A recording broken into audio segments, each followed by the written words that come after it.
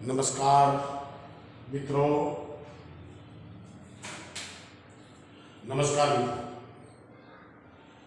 मित्रों चैप्टर 5 ना गई काले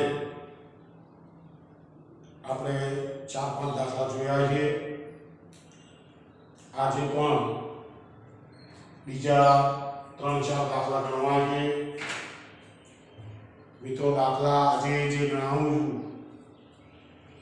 એ દાખલા ખૂબ અગત્યના આ ચેપ્ટર માટે મનાય છે, એટલે ખૂબ શાંતિથી આ દાખલા ગણજો। ચલો આનો સ્વાધ્યાયનો દાખલો છે। સ્વાધ્યાયનો દાખલો 5.13। ચલો દરેક જણા પાઠ્યપુસ્તકને ખોલશે। હું રકમ વાંચું છું, તમે પણ મારી સાથે રકમને વાંચો। સમક્ષિતિ સમતલમાં મૂકેલા એક નાના ગજિયા ચુંબકની અક્ષ ચુંબકીય ઉત્તર દક્ષિણ દિશા સાથે એક રેખસ્થ છે। એટલે પૃથ્વીની ચુંબકીય અક્ષ અને આપણા નાના ગજિયા ચુંબકની અક્ષ બંને અક્ષો એક રેખસ્થ આપેલી। ચુંબકની અક્ષ પર તટસ્થ બિંદુ અક્ષ પર છે, તેના કેન્દ્રથી 14 સેન્ટીમીટર અંતરે તટસ્થ બિંદુઓ મળે છે અક્ષ પર। આ સ્થળે પૃથ્વીનું ચુંબકીય ક્ષેત્ર 0.36 ગાઉસ છે અને દીપ કોણ 0 છે।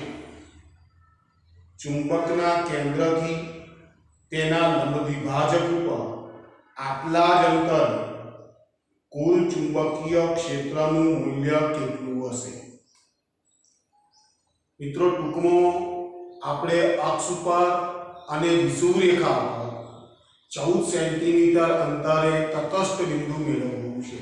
તો મિત્રો તટસ્થ બિંદુ કોને કહેવાય એની પણ માહિતી દાખલાની અંદર આપેલી છે।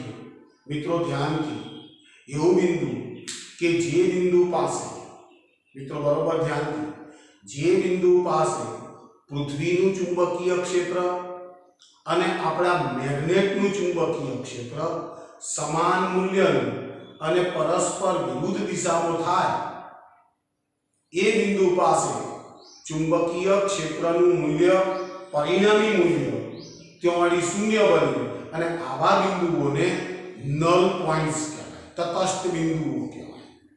તો મિત્રો અહીંયા આપણને B પૃથ્વીનું ચુંબકીય ક્ષેત્ર 0.36 ગાઉસ આપેલું છે।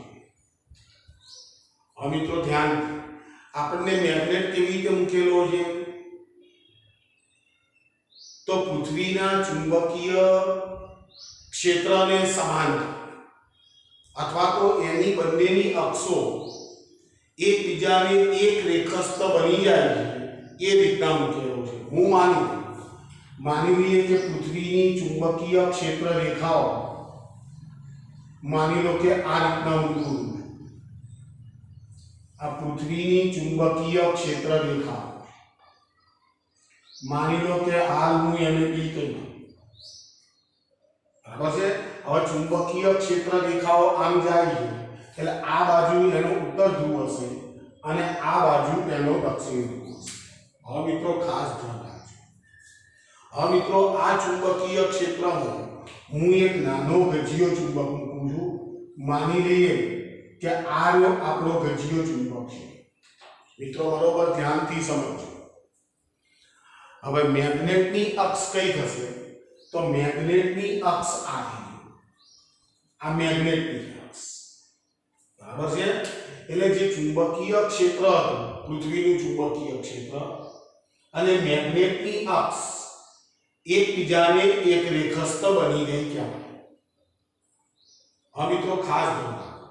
હવે માની લઈએ કે મેં મેગ્નેટ એવી રીતે મૂકેલો છે કે આ મેગ્નેટનો માની લો કે ઉત્તર ધ્રુવ છે અને આ રહ્યો માની લો કે મેગ્નેટનો દક્ષિણ ધ્રુવ છે। માની લઉં છું. હવે મિત્રો ખાસ ધોરણ હવે મેગ્નેટનો જે ઉત્તર ધ્રુવ હોય તો મિત્રો આની ચુંબકીય ક્ષેત્ર રેખા અહીંયાથી આમ બહાર નીકળવાની. આની ચુંબકીય ક્ષેત્ર રેખા અહીંયાથી બહાર નીકળશે. બહાર નીકળી અને અહીંયાથી આમ ગતિ કરી અને વળી પાછી અહીંયાથી એ સાઉથ ધ્રુવની અંદર પ્રવેશશે. ઉત્તર ધ્રુવમાંથી ચુંબકીય ક્ષેત્ર રેખા નીકળશે, ગતિ કરી અને એ સાઉથ ધ્રુવની અંદર વિરામ પામશે અને સાઉથ થી પાછી નોર્થ ધ્રુવ જઈ અને બંધ ગાળા લાગશે. તો મિત્રો ધ્યાન હવે જો આની મેગ્નેટની ચુંબકીય ક્ષેત્ર રેખા અહીં ગાડી કોઈ પણ બિંદુઓ હું ધારું તો એનું ચુંબકીય ક્ષેત્ર મારા તરફ આવશે. હવે પૃથ્વીનું ચુંબકીય ક્ષેત્ર તો આ તરફ છે. જોજો એટલે આ તમામ બિંદુઓ પાસે બંનેના ચુંબકીય ક્ષેત્રો પરસ્પર વિરુદ્ધ દિશામાં થશે. હવે જો મિત્રો આ ચુંબકીય ક્ષેત્ર રેખા અહીંયાથી આમ દાખલ થાય સાઉથ ધ્રુવ. એટલે મિત્રો જો અહીંયા પણ તમે કોઈ પણ બિંદુ ધારો તો આ મેગ્નેટની ચુંબકીય ક્ષેત્ર એ મારી તરફ આવશે અને પૃથ્વીનું ચુંબકીય ક્ષેત્ર તો ઓપોઝિટ દિશામાં છે. આનો અર્થ શું થાય મિત્રો કે જો હું મેગ્નેટ આ રીતના રાખું તો એવા બિંદુઓ મને પ્રાપ્ત થાય કે જે બિંદુઓ પાસે બંનેના ચુંબકીય ક્ષેત્રો પરસ્પર વિરુદ્ધ દિશામાં હોય. તો મને આ મેગ્નેટ જે છે એ મેગ્નેટનું માની લો કે આ મધ્ય બિંદુ છે અને અહીં ગઈ કોઈ પી બિંદુ ધારી લો. અહીંયા કોઈ પી બિંદુ ધારી કે જો મને તટસ્થ બિંદુ મળે. હવે મિત્રો અહીંયાથી આ અંતર તો મને 14 સેન્ટીમીટર આપી દીધું છે. અહીંયાથી આવું 14 સેન્ટીમીટર આપી દીધું છે. તો મિત્રો મને જે તટસ્થ બિંદુ મળે છે એ પી બિંદુ પાસે મળે છે. પૃથ્વીનું ચુંબકીય ક્ષેત્ર આમ છે, મેગ્નેટનું ચુંબકીય ક્ષેત્ર આમ છે. તો તટસ્થ બિંદુ મિત્રો ક્યારે મળે કે જ્યારે મેગ્નેટનું ચુંબકીય ક્ષેત્ર અને પૃથ્વીનું ચુંબકીય ક્ષેત્ર સમાન મૂલ્યનું અને પરસ્પર વિરુદ્ધ દિશામાં થાય. તો પાછી મને એક માહિતી આપી છે કે એંગલ ઓફ બીટ 0 એટલે I is equal to 0. I is equal to 0 તો ચુંબકીય ક્ષેત્રનો સમક્ષિતિજ ઘટક BH is equal to B cos I है. तो BH is equal to B cos 0. therefore BH is equal to B થાય. તો મિત્રો ખરેખર શું છે આ પૃથ્વીના ચુંબકીય ક્ષેત્ર મેં જે દર્શાવ્યું છે એ હકીકતની અંદર ચુંબકીય ક્ષેત્રનો સમક્ષિતિજ ઘટક જ છે. તો હું આને BH વડે દર્શાવ્યો બરાબર. અને મેગ્નેટનું જે ચુંબકીય ક્ષેત્ર અક્ષ ઉપર છે એને માની લો કે હું BA વડે દર્શાવ્યો. આનું ચુંબકીય ક્ષેત્ર આમ છે, આનું ચુંબકીય ક્ષેત્ર આમ છે. તો મિત્રો ધ્યાનથી અક્ષ પર તટસ્થ બિંદુ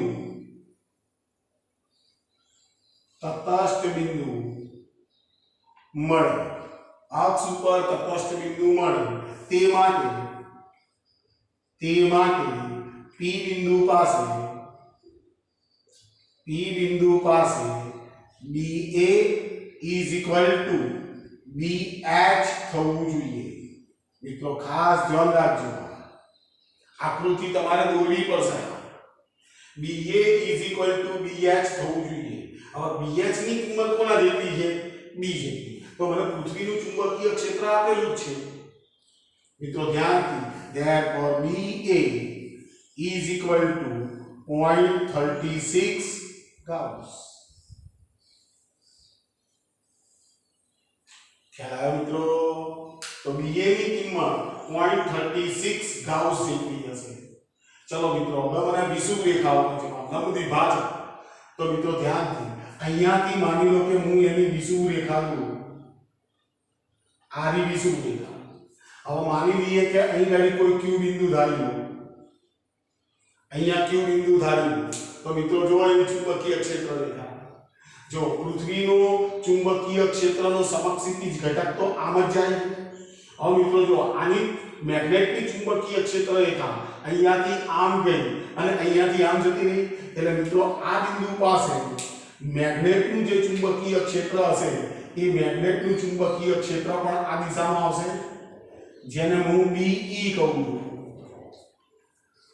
મિત્રો લંબ દ્વિભાજક ઉપર જે આ Q બિંદુ પાસે ચુંબકીય ક્ષેત્ર છે તેને મેં BE વડે દર્શાવ્યું હવે મિત્રો ધ્યાનથી એના એ જ અંતરે ત્યાં એટલે અહીંથી આટલું અંતર તો કેટલું લેવાનું છે 14 સેન્ટીમીટર એટલે અહીંથી આ રહ્યું અંતર 14 સેન્ટીમીટર અહીંયાથી આટલું બરાબર છે તો મિત્રો જો ધ્યાનથી ચલો વિષુ રેખા પર Q પાસે પરિણામી ચુંબકીય ક્ષેત્ર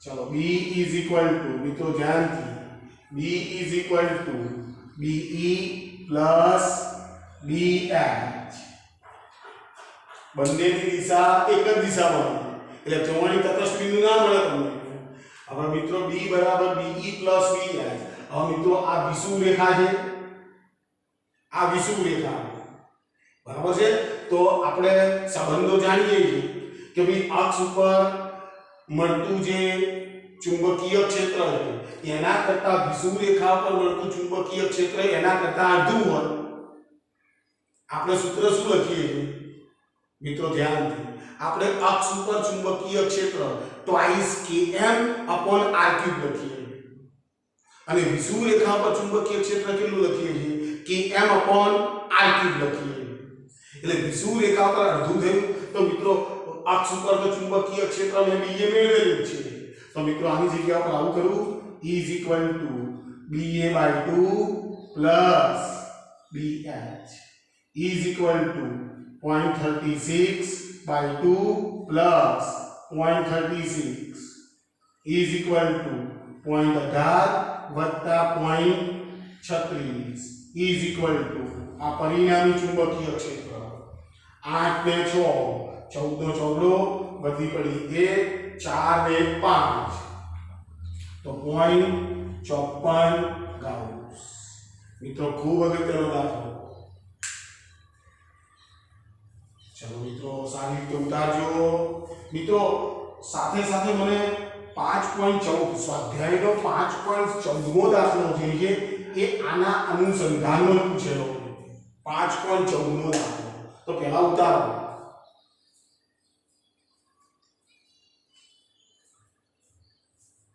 મિત્રો ખૂબ અગત્યનો દાખલો થાય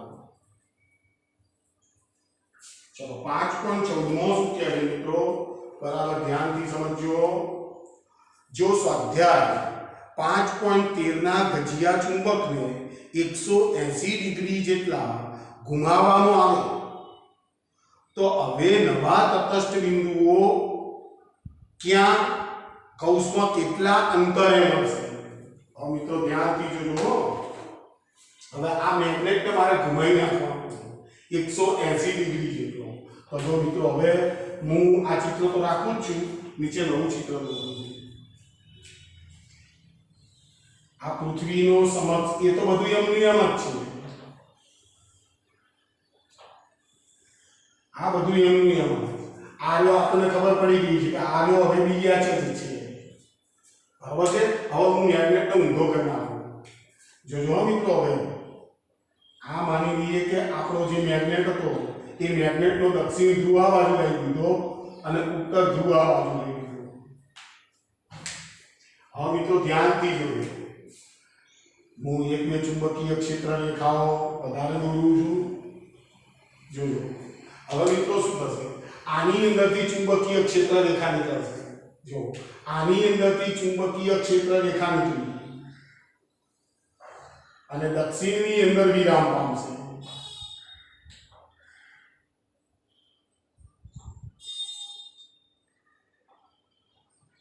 અહીંયાથી ચુંબકીય ક્ષેત્ર રેખા આમ જતી હશે હવે મિત્રો જો શું થયું કે અહીંયાથી ચુંબકીય ક્ષેત્ર રેખા બહાર નીકળી તો જો મેગ્નેટનું ચુંબકીય ક્ષેત્ર પણ આ તરફ થયું અને પૃથ્વીનું ચુંબકીય ક્ષેત્ર પણ આ તરફ છે એટલે આ ઘડી અક્ષ ઉપર આ મેગ્નેટની અક્ષ હશે એ મેગ્નેટની અક્ષ ઉપર ચુંબકીય ક્ષેત્ર શૂન્ય મળે નહીં જો આરી અક્ષ તો હવે તમારી ચુંબકીય ક્ષેત્ર 0 ના બને હવે અહીંથી જો આ ચુંબકીય ક્ષેત્ર રેખા અહીંથી આમ અહીંયાથી આમ ગઈ હવે પૃથ્વીનું ચુંબકીય ક્ષેત્ર પણ આમ છે અને મેગ્નેટનું ચુંબકીય ક્ષેત્ર પણ આમ છે એટલે હવે તટસ્થ બિંદુ અક્ષ ઉપર મળશે નહીં પણ જો આ મેગ્નેટનું મધ્ય બિંદુ મિત્રો અહીંયાથી લંબ વિભાજક દોરી વિષુવ રેખા હવે જો મિત્રો અહીં ગાડી કોઈ S બિંદુ ધારો તો આ ચુંબકીય ક્ષેત્ર રેખા અહીંયાથી આમ જાય તો મિત્રો આનું જે મેગ્નેટનું ચુંબકીય ક્ષેત્ર હશે એ મેગ્નેટનું ચુંબકીય ક્ષેત્ર જેને હું BE વડે દર્શાવું આ બાજુ હશે હવે જો પૃથ્વીનું ચુંબકીય ક્ષેત્ર આ બાજુ એટલે મિત્રો અહીંયા ચુંબકીય ક્ષેત્રનું મૂલ્ય શૂન્ય હોઈ શકે તો મારે અંતર શોધવું છે તો મિત્રો અહીંથી આટલા અંતરને માની લો કે હું D ધારી લઉં ધારો કે D અંતર ચુંબકીય ક્ષેત્રનું મૂલ્ય પૃથ્વીનું અને મેગ્નેટનું સરખું થાય D અંતર તો મિત્રો ધ્યાનથી દાખલો છે 5.14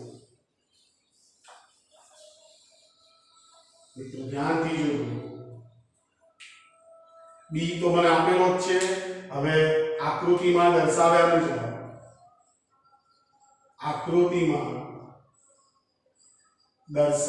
મુજબ અક્ષ પર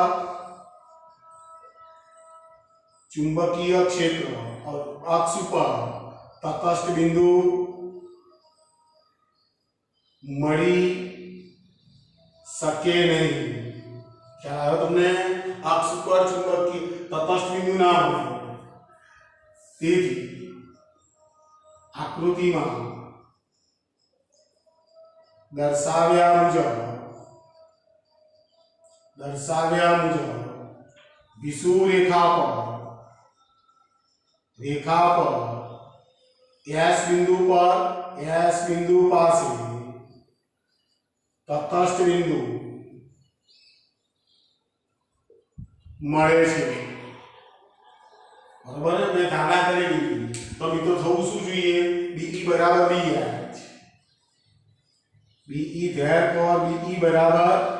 BH चलो मित्रों ओके है और मित्रों खास ध्यान रखो BE बराबर BH करेंगे और BE એટલે આ બિંદુ પાસે એટલે કે વિષુવ રેખા પર મેગ્નેટનું ચુંબકીય ક્ષેત્ર તો મિત્રો વિષુવ રેખા પરનું સૂત્ર આપણે જાણીએ તો Km upon D નો ક્યુબ ખ્યાલ આવ્યો Km upon D નો ક્યુબ મૂક્યો હવે મિત્રો જો BH बराबर तो B है આપણે આગળ જાણીએ પણ મિત્રો જો એવી ગણતરી કરવા જઈશ ને તો મને આ ડાયપોલ મોમેન્ટ મળશે મને ડાયપોલ મોમેન્ટ આપેલી નથી એટલે મિત્રો હું શું કરું E આ સમક્ષિતિજ અક્ષ પરનું ચુંબકીય ક્ષેત્ર છે કારણ કે B બરાબર BH છે એટલે જો twice Km upon R3 જે સમક્ષિતિજ ઘટક હશે એનું મૂલ્ય તો જે તે બિંદુ પાસે એક સરખું જ હશે એટલે જો K ઉડી ગયો M ઉડી ગયો તો મિત્રો મારે D શોધવો છે તો D ને સૂત્ર કરતા બનાવો તો D ને આમ R3 ને આમ લઈ લઉં અને B ને આમ લઈ લઉં તો D3 R3/2 મિત્રો સમજજો બરોબર therefore D R भाग्या 2/1/3 का आदि કેટલી 14 સેન્ટીમીટર ભાગ્યા 2/1/3 का હવે કોતો વગેરે રીતમથી ગોઠવી પડે બરાબર કોતો પછી યાદ રાખવી પડે તો આની કિંમત છે 1.26 તો મિત્રો 14 ને હું 1.26 વડે ભાગી નાખું तो 11.1 तो मित्रों आनो जवाब आवे इज इक्वल टू 11.1 સેન્ટીમીટર। તો આ બિંદુ પાસે વિષુવવૃત્ત રેખા પર મિત્રો ખૂબ અગત્યનો દાખલો છે, ખૂબ સારી રીતે સમજી ત્યારબાદ ગણજો। ચલો મિત્રો જોઈ લીધો છે।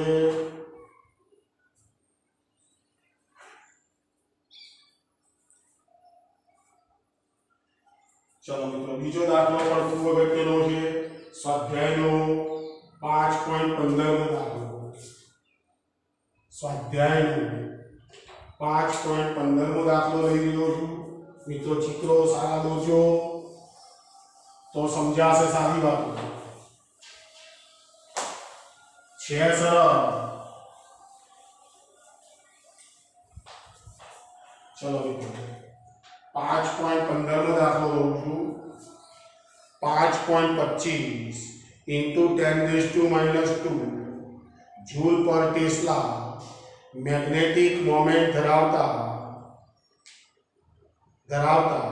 નાના ગજિયા ચુંબકને તેની અક્ષ પૃથ્વીના ચુંબકીય ક્ષેત્રની અક્ષની દિશાને લંબ રહે તે રીતે રાખવામાં આવે છે। જો મિત્રો મેગ્નેટની અક્ષ અને પૃથ્વીના ચુંબકની અક્ષ બંને પરસ્પર લંબ છે। ચુંબકના કેન્દ્રથી નંબર 1 તેના લંબ દ્વિભાજક પર અને નંબર 2 તેના અક્ષ પર કેટલા અંતરે પરિણામી ક્ષેત્ર પૃથ્વીના ચુંબકીય ક્ષેત્ર સાથે 45 ડિગ્રી કોણ બનાવતું હશે। चला मित्रों अक्ष पर અને વિષુવવૃત્ત રેખા પર બંને પર કેટલા અંતરે પરિણામી ક્ષેત્ર પૃથ્વીના ચુંબકીય ક્ષેત્ર સાથે 45 ડિગ્રીનો કોણ બનાવતું હશે। આ સ્થળે પૃથ્વીનું ચુંબકીય ક્ષેત્ર 0.42 ગાઉસ છે। અહીં ગણતરીમાં આવતા અંતરોની સરખામણીમાં ચુંબકની લંબાઈ અવગણો। मित्रों बरोबर ध्यान थी समझवा जेवा प्रश्नों है। जो भी तमे व्यवस्थित नहीं समझो एनी आकृतिओ नहीं समझो त्यो भी आ प्रश्नों फावेवा नहीं। तो मित्रों जो 5.15 पहला तो मैंने मैग्नेटिक मोमेंट आपेली है m is equal to 5.25 into 10⁻² joule per tesla અને પૃથ્વીનું ચુંબકીય ક્ષેત્ર પણ આપી દીધું છે। b is equal to 0.42 gauss આપેલું છે। હવે મિત્રો ધ્યાનથી માની લઈએ કે હું અહીંયા એક મેગ્નેટ લઉં। આ રહ્યું માની લો કે એક મેગ્નેટ છે। આ એનો ઉત્તર ધ્રુવ છે અને માની લો કે આ રહ્યું એનો દક્ષિણ ધ્રુવ છે। બરાબર છે। હવે મિત્રો ધ્યાનથી જોજો તમે। હવે આ રીને અક્ષ દોરો। આ મેગ્નેટની અક્ષ છે પણ મેગ્નેટની અક્ષ પૃથ્વીના ચુંબકીય ક્ષેત્રની અક્ષને લંબ રૂપે છે એવું રકમો કહેવાય। એટલે મિત્રો માની લઈએ કે હું આ મેગ્નેટનું કેન્દ્ર બરાબર અહીં ગાડી પૃથ્વીના ચુંબકીય ક્ષેત્રની અક્ષ બતાવી દઉં। બરાબર છે। હવે મિત્રો ખાસ ધ્યાન રાખજો। હવે આની ચુંબકીય ક્ષેત્ર રેખા જે છે એ અહીંયાથી આમ નીકળી અને અહીંયાથી આમ જવાનું। ખ્યાલ આવે છે તમને? આની ચુંબકીય ક્ષેત્ર રેખા જે છે હું ચિત્રને જરા અહીંયાથી આમ દોરવા માંગુ છું। અહીંયાથી આમ થઈ અને પૃથ્વીની ચુંબકીય ક્ષેત્ર રેખા જે છે એ અહીંયાથી આમ જશે નોર્થમાંથી સાઉથ તરફ। હવે મિત્રો ખાસ ધ્યાન રાખજો। હવે શું થશે કે પૃથ્વીનું ચુંબકીય ક્ષેત્ર જે છે એ પૃથ્વીનું ચુંબકીય ક્ષેત્ર જે છે એ કાં તો ઉપર તરફ હોય કાં તો નીચે તરફ હોય। એટલે નોર્થ જે બાજુ હશે એનાથી ઉપર તરફ હશે। ખ્યાલ આવે છે તમને? નોર્થ માની લો કે અહીંયા હશે તો સાઉથ ઉપર હશે। એટલે ચુંબકીય ક્ષેત્ર રેખા ઉપર તરફ જતી હશે। ખ્યાલ આવે છે? એટલે પૃથ્વીનું ચુંબકીય ક્ષેત્ર જે છે અહીંયા જો આ ચુંબકીય ક્ષેત્ર રેખા અહીંયાથી આમ ગઈ। એટલે આ બિંદુ પાસે એનું ચુંબકીય ક્ષેત્ર જે છે એ ચુંબકીય ક્ષેત્ર જેને હું BE કહી દઉં, આ BE આમ હશે. હવે મિત્રો પૃથ્વીનું ચુંબકીય ક્ષેત્ર છે એ માની લઈએ કે આમ ધારું, આ માની લો કે પૃથ્વીનું ચુંબકીય ક્ષેત્ર છે એનો સમક્ષિતિજ ઘટક BI છે. હમણાં વળી તમને આ BE મેં આ દિશામાં લીધા જો એ તો સ્પર્શક દોરવાનો છે એટલે આ કષ્ટ નથી. પૃથ્વીનું ચુંબકીય ક્ષેત્રનો સમક્ષિતિજ ઘટક મેં ઉપર તરફ લીધો. તો મિત્રો આ પૃથ્વીનું ચુંબકીય ક્ષેત્ર દોરું છું. આ પૃથ્વીનું ચુંબકીય ક્ષેત્ર. હવે મિત્રો ધ્યાનથી જોજો. આપણને શું કહેવાય કે પરિણામી ક્ષેત્ર પૃથ્વીના ચુંબકીય ક્ષેત્ર સાથે 45 ડિગ્રીનો કોણ રચે. તો મિત્રો ધ્યાન કરો, આ પૃથ્વીનું ચુંબકીય ક્ષેત્ર છે, આ પરિણામી ચુંબકીય ક્ષેત્ર છે. તો આ ખૂણો જે છે એ આપણને 45 ડિગ્રી આપેલો છે. આ ખૂણો જે છે એ 45 ડિગ્રી થાય. ખ્યાલ આવે છે મિત્રો તમને? મિત્રો બરોબર ચિત્રને સમજવાનો પ્રયત્ન કરજો તો તમને ખ્યાલ આવશે. આવું ચિત્રો મિત્રો તમે નીચે તરફ પણ દોરી શકો છો. જો તમને ખ્યાલ ઉપર દેખાતું ના હોય તો હું નીચે ચિત્ર દોરું. જો અહીંયાથી ચુંબકીય ક્ષેત્ર રેખા અહીંયાથી આમ થઈ અને વળી પાછી આમ જતી હશે. આ ચુંબકીય ક્ષેત્ર રેખા અહીંયાથી આમ જતી હશે. જો અહીંથી નોર્થમાંથી નીકળશે, આમ જતી હશે. હવે આ જો હવે BH નહીં દોરવો પડે, જેમ ઉપર દોર્યો ને એમ BH મારે અથવા BE કહી દઈએ. ખ્યાલ આવે છે તમને? એટલે મારે નીચે તરફ દોરવો પડે અને આનું આ ચુંબકીય ક્ષેત્ર રેખા એટલે BE આમ આવશે. એટલે પૃથ્વીનું પરિણામી ચુંબકીય ક્ષેત્ર આમ આવશે. એટલે ના હોય તો આને BE કરી નાખજો. આને BE પૃથ્વીનું ચુંબકીય ક્ષેત્ર બરાબર છે. એટલે અહીંયા BE કરી નાખ્યું. આ BE તો છે, આ સ્મોલ BE. ચલો ધ્યાનથી. તો મિત્રો ધ્યાનથી આપણે એક સૂત્ર જાણીએ કે tan 45 એનો tan 45 લો તો મિત્રો આનો આ જે ચુંબકીય ક્ષેત્ર BE મેં દોરેલું છે આ BE. તો જો આનો અહીંયાથી સમાંતર બાજુ ચતુષ્કોણ દોરી નાખું તો BE એટલે BE upon BE આવશે. BE upon BE આવું થશે. તો મિત્રો tan 45 ની કિંમત therefore BE is equal to આ BE થશે. હવે મિત્રો મારે શોધવાનું શું છે બરોબર ધ્યાનથી. મારે તો અંતર શોધવાનું છે. કયા અંતરે આવું બને. તો મિત્રો BE નું સૂત્ર તો હું જાણું છું બરાબર છે. BE નું સૂત્ર હું જાણું છું. તો મિત્રો BE નું સૂત્ર લખું Km upon RQ is equal to આયો આપણો BE. તો R cube is equal to Km upon BE.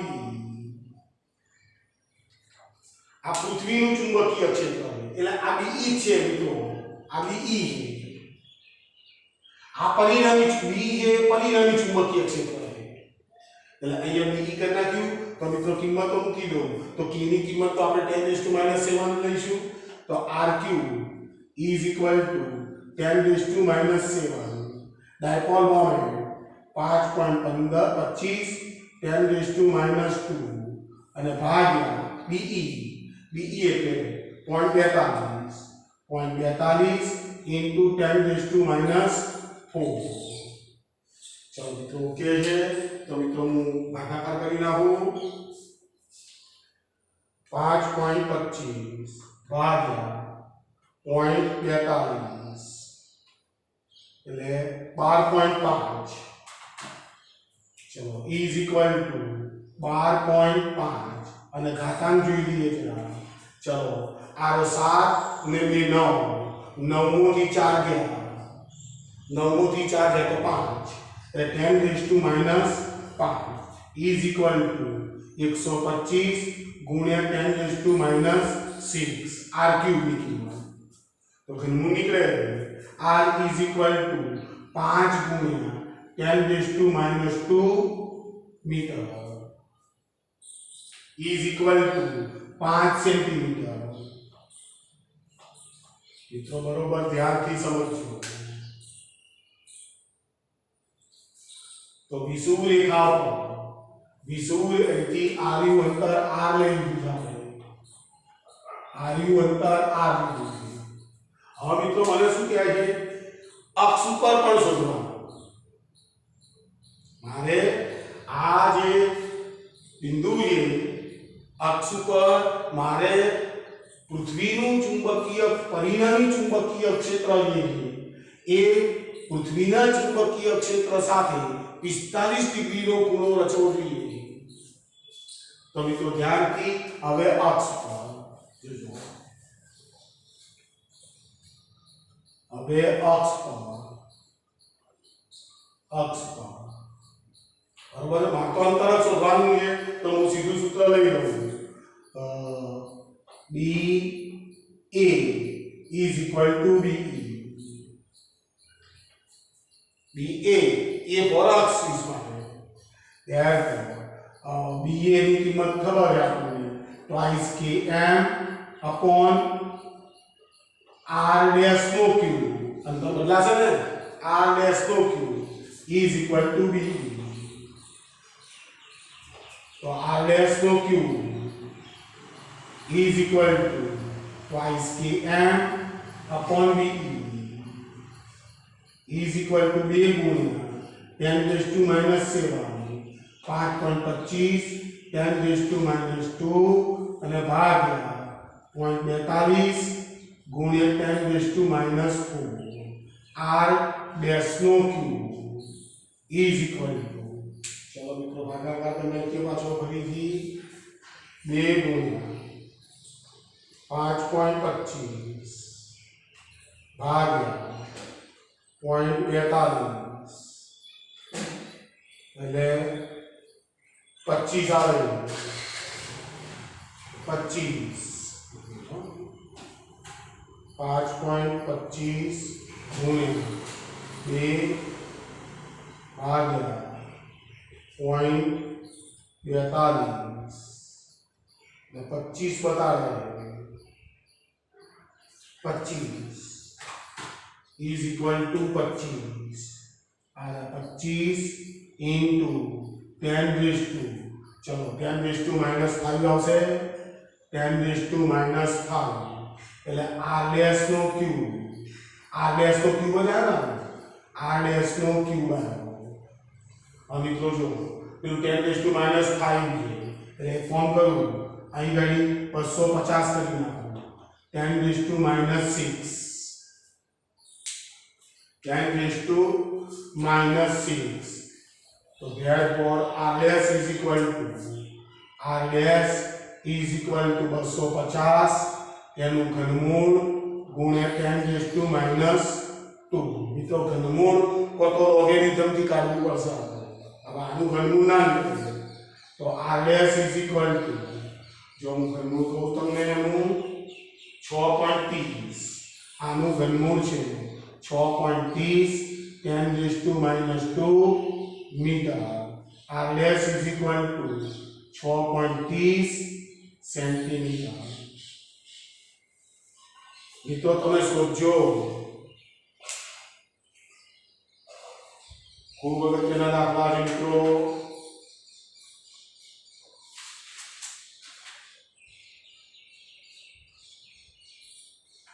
અને આમાં થોડી વાર થાય એટલે ખાસ ખૂબ અગત્યના છે। રકમો પણ ઘણી લાંબી છે।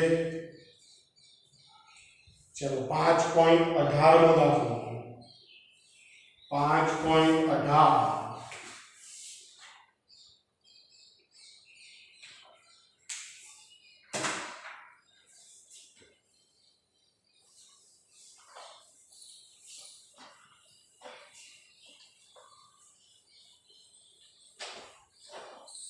चलो મિત્રો 5.18 નો દાખલો એની રકમ પણ ઘણી લાંબી છે।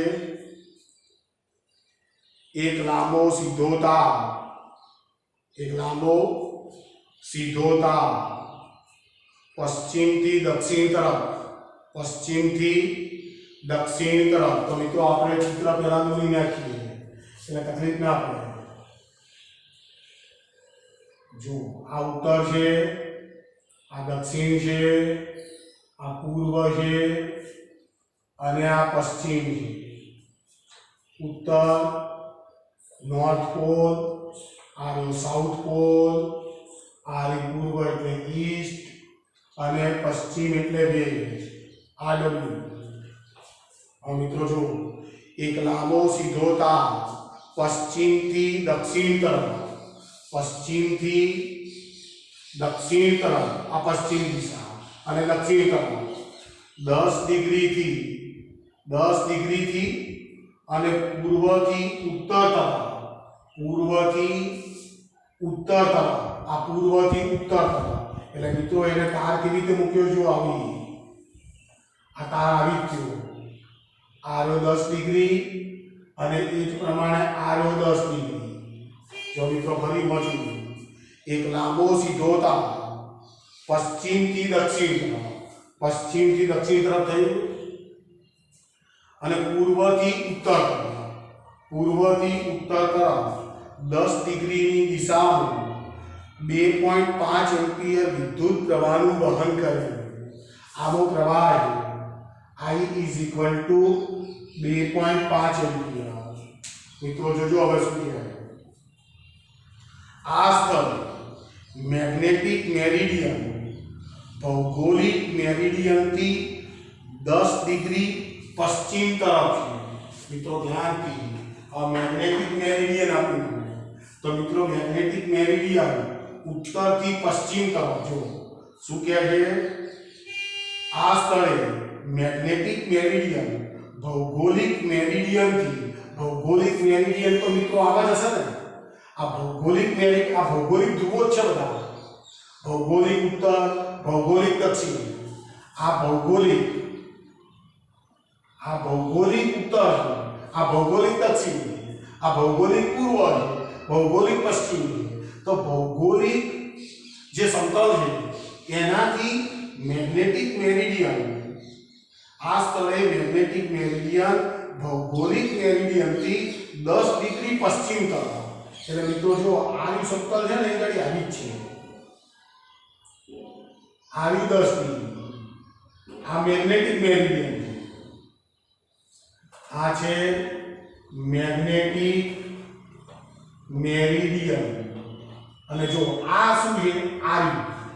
આર્યુ જીઓગ્રાફી, જીઓગ્રાફી મેરિડિયન. સમજ પડી તમને? એટલે જો 10 ડિગ્રી છે. આ સ્થળે પૃથ્વીનું ચુંબકીય ક્ષેત્ર, આ સ્થળે પૃથ્વીનું ચુંબકીય ક્ષેત્ર 0.33 ગાઉસ છે અને ડીપ એંગલ 0. તટસ્થ બિંદુઓ દર્શાવતી રેખાનું સ્થાન શોધો. સાથે સાથે તારની જાળવીને અવગણો. તો મિત્રો જુઓ, હવે આપણું જે મેગ્નેટિક મેરિડિયન આપી દીધું એ મેગ્નેટિક મેરિડિયન આમ છે. એટલે મને આ જે ખૂણો આપ્યો છે ને એ ડેક્લિનેશન છે. આ ડેક્લિનેશન છે. એટલે declination D, declination capital D is equal to 10 degree. બરાબર છે? હવે મિત્રો જો આની અંદરથી વિદ્યુત પ્રવાહ પસાર થાય. આની અંદરથી વિદ્યુત તાર છે. આ રહ્યો આપણો પ્રવાહધારી તાર, પ્રવાહધારી તાર છે. અતિ લાંબો પ્રવાહધારી તાર છે. હવે મિત્રો જો એની અંદરથી વિદ્યુત પ્રવાહ વહે. હવે વિદ્યુત પ્રવાહ અંગૂઠાની દિશા પર રાખું તો એની ચુંબકીય ક્ષેત્ર રેખાઓ આમાં ફરતી હશે. તો મિત્રો માની લઈએ કે એની એક ચુંબકીય ક્ષેત્ર રેખાઓની નમૂનો, આની ચુંબકીય ક્ષેત્ર રેખાઓ જે છે એ તારને કેન્દ્ર તરીકે લઈ અને આમાં ફરતી હશે. એટલે મિત્રો જો આ બિંદુ પાસે હું વિચારું, આ બિંદુ પાસે, તો એનું ચુંબકીય ક્ષેત્ર મિત્રો આમ આવશે, તારનું ચુંબકીય ક્ષેત્ર. હવે મિત્રો જો મેગ્નેટિક મેરિડિયન આમ, એટલે આ એનો ઉત્તર ધ્રુવ હશે. આર્યો એનો દક્ષિણ ધ્રુવ હશે એટલે આની ચુંબકીય ક્ષેત્ર રેખા આ બિંદુમાંથી જ્યારે પસાર થશે ત્યારે એનો સ્પર્શક ઉપર તરફ આવશે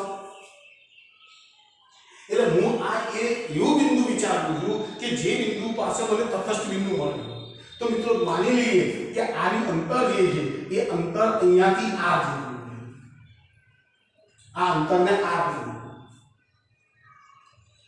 ખ્યાલ આવે છે તો આ અંતરને મેં r કીધું કે r અંતર ચુંબકીય ક્ષેત્રનું મૂલ્ય શૂન્ય બને તટસ્થ બિંદુ બને તો ફરીથી ધ્યાનથી સમજવા જેવું છે મને શું કહે છે આ સ્થળે પૃથ્વીનું ચુંબકીય ક્ષેત્ર 0.33 ગાઉ છે ડિપેન્ડન્ટ શૂન્ય છે તટસ્થ બિંદુ દર્શાવતી રેખાનું સ્થાન શોધો એટલે મારે એનું સ્થાન મીન્સ અંતર શોધવાનું છે બરાબર છે તો મિત્રો અહીં ગાડી આ બિંદુને p કહી દઉં આ બિંદુને માની લો કે હું p કહી દઉં તો લખું p બિંદુ પાસે તટસ્થ બિંદુ મળે છે p બિંદુ પાસે તટસ્થ બિંદુ મળે તો આ તારનું ચુંબકીય ક્ષેત્ર અને પૃથ્વીનું ચુંબકીય ક્ષેત્ર એ બિંદુ પાસે સરખું થઈ જવાનું તો મિત્રો તારનું ચુંબકીય ક્ષેત્ર તો એને હું p કહી દઉં p બિંદુ પાસે ઉદ્ભવતું ચુંબકીય ક્ષેત્ર અને પૃથ્વીનું ચુંબકીય ક્ષેત્ર મીન્સ b કહી દઉં છે તો મિત્રો dp હવે આ તો અતિ લાંબો તાર છે એટલે મિત્રો એનું ચુંબકીય ક્ષેત્ર μ0 I upon 2 pi r is equal to પૃથ્વીનું ચુંબકીય ક્ષેત્ર એ તો મને આપેલું જ છે is equal to 0.33 હા 0.33 ગાઉસ આપેલું છે 0.33 into 10⁻⁻⁴ ટેસ્ટ કમ્પ્લીટ તમારે r જોઈએ r is equal to μ0 I upon 2 pi into 0.33 into 10⁻⁴ so r is equal to μ0 4 pi into 10⁻⁷ ગુણ્યા 2.5 ભાગ્યા 2 pi ગુણ્યા 0.33 into 10⁻⁴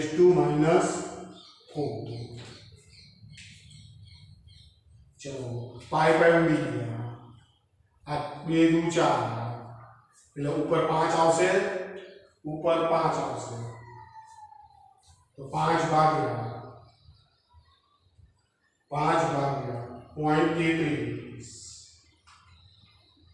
એટલે 15.15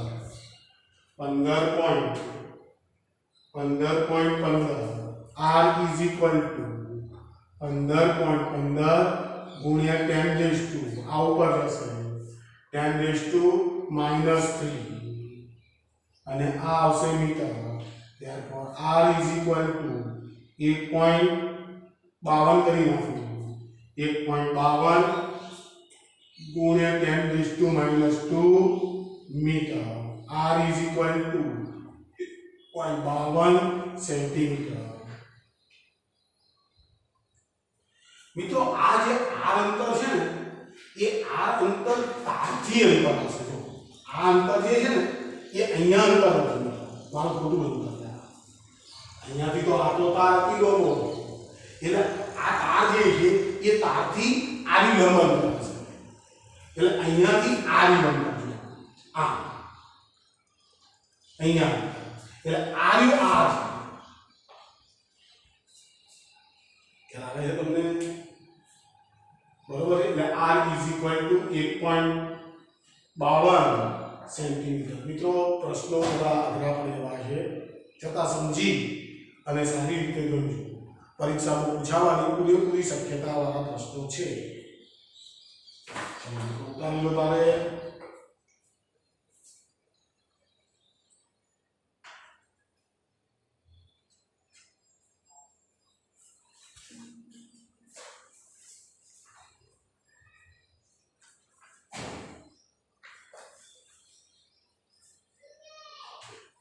ચલો બે ચાર એમસીક્યુ પ્રશ્નો આપી દઉં છું.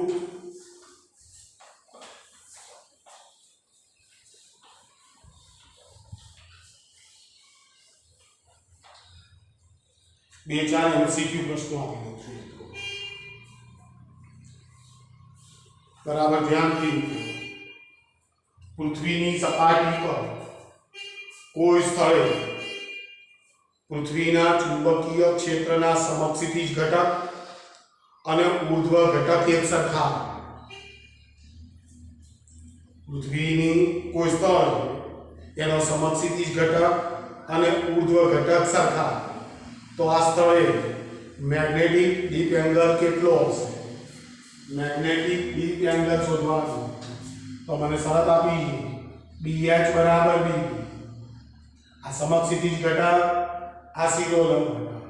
તો મિત્રો આપણે જાણીએ છીએ tan I is equal to BB ભાગ્યા BH. પણ આ બંનેના મૂલ્યો તો સરખા.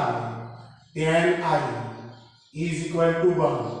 I is equal to 45 degree. ચલો બીજો પ્રશ્ન લઉં છું. ચલો મિત્રો ધ્યાનથી પૃથ્વી પર જે સ્થાને, મિત્રો આવા પ્રશ્નો ખાસ એક માર્કમાં પૂછાયો પૂછકેલો. પૃથ્વી પર જે સ્થાને પૃથ્વીના ચુંબકીય ક્ષેત્રનો શિરોલંબ ઘટક, પૃથ્વી પર જે સ્થાને પૃથ્વીના ચુંબકીય ક્ષેત્રનો સમક્ષિતિજ અને શિરોલંબ ઘટક શૂન્ય, તે સ્થાને એંગલ ઓફ ડીપ કેટલો? તો મિત્રો જો મને શું કહે છે, શિરોલંબ ઘટક શૂન્ય એટલે BB is equal to 0 થયો. BB is equal to 0. તો મિત્રો BB is equal to B sin I હોય તો આની કિંમત 0 આપી છે. 0 બરાબર B sin I. તો મિત્રો I નું કયું મૂલ્ય લો તો મને BB 0 મળે. તો I is equal to 0.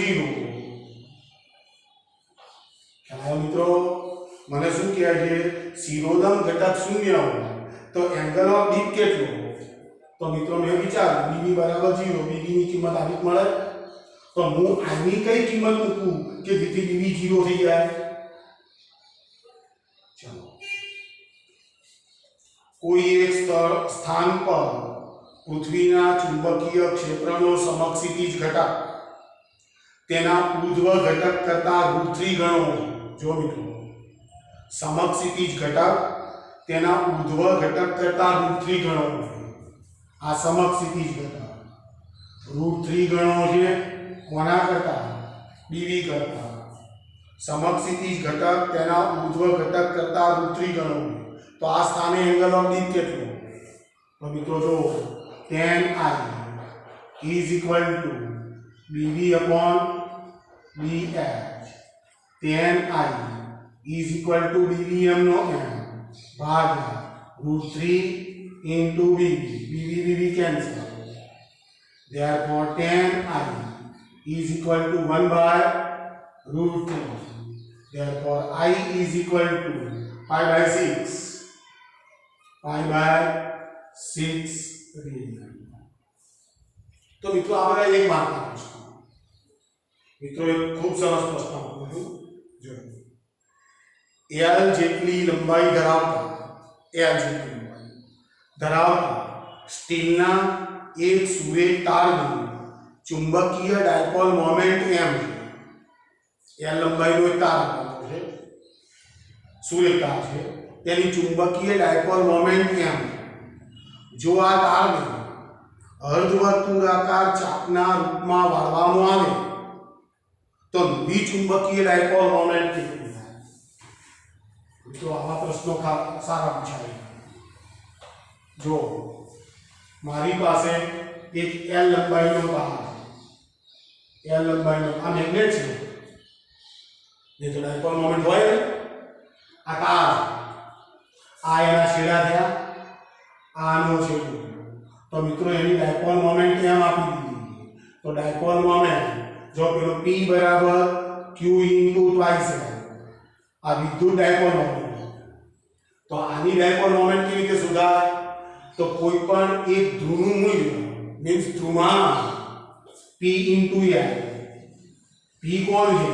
તો p અહીંયા ધ્રુવમાન છે, ધ્રુવનું ધ્રુવમાન, એટલે આનું ડાયપોલ મોમેન્ટ આટલી આપેલી છે. હવે મિત્રો શું કહે છે કે આ તાર જે છે એ તારને અર્ધવર્તુળાકાર વાળી નાખો, એટલે એના બે ધ્રુવો જે છે એ ધ્રુવો અહીંયા આવી ગયા. આ એનું કેન્દ્ર છે. તો માની લઈએ કે આ એની અર્ધવર્તુળાકારની ત્રિજ્યા છે. અર્ધવર્તુળાકાર, આને અર્ધવર્તુળાકાર વાળી નાખો. તો મિત્રો આખા તારની લંબાઈ તો l આપેલી હતી, એટલે હું આવું લખું પાઈ r is equal to l. અડધો પડી એટલે પાઈ r is equal to l. therefore r is equal to l upon pi. r ની કિંમત આટલી હશે. હવે મિત્રો આની ડાયપોલ મોમેન્ટ શોધવી, તો આની dipole moment m dash is equal to ધ્રુવનું મૂલ્ય એટલે p. હવે આ બે વચ્ચેનું અંતર લેવું પડે ને મારે. જો અહીંયા શું કર્યું, આ બે ધ્રુવ વચ્ચેનું અંતર l. તો આ બે ધ્રુવો વચ્ચેનું અંતર કેટલું થશે? અહીંથી આટલું થશે, એટલે 2r. ખ્યાલ આવ્યો મિત્રો? ખૂબ સારા પ્રશ્નો લો. તો જો r ની કિંમત મૂકી દો is equal to twice p into l upon pi. તો મિત્રો p into l is equal to m. તો p into l તો is equal to twice m upon pi. મિત્રો અનેક વખત પૂછાયેલો પ્રશ્ન છે, ખૂબ સારી રીતે ગણજો. અને આજના દાખલા મિત્રો ખૂબ અગત્યના હતા, એટલે એને પણ તમે ખૂબ સારી રીતે ન્યાય આપજો. ચાલો, ઓકે.